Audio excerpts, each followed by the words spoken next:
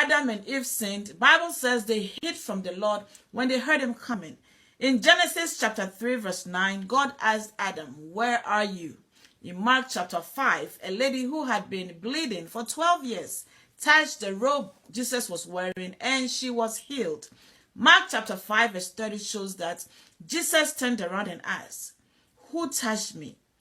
Bible tells us in 1 John chapter 3 verse 20 that God knows everything.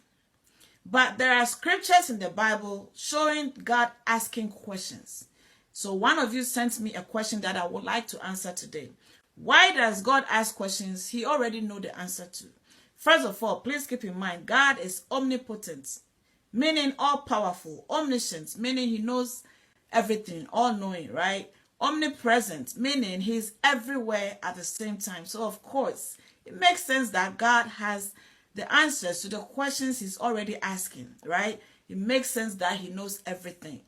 God doesn't ask questions because he actually wants us to answer them. He has the answers. God has many reasons for asking different questions. For example, when God asked Adam, "Where are you?" he knew exactly where Adam was. But he asked that question so that Adam can do a self-evaluation of the sin they had committed. Also to let him know that he was extending compassion and grace, that they could still return to him, right? When Jesus asked, "Who touched me?" of course, Jesus knew who touched him.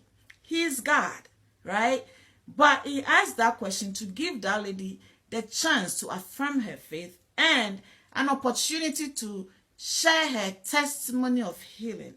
In Isaiah chapter 6 verse 8, God said, "Whom should I send?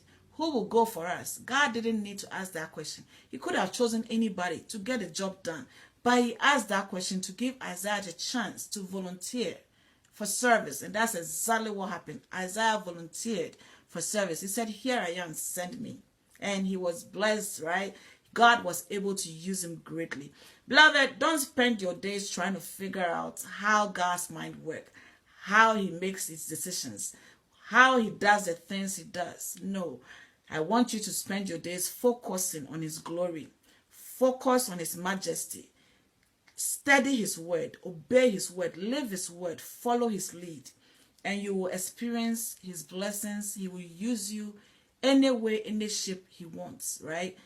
Surrender to him, volunteer for service. My name is Reverend Mrs. Naomi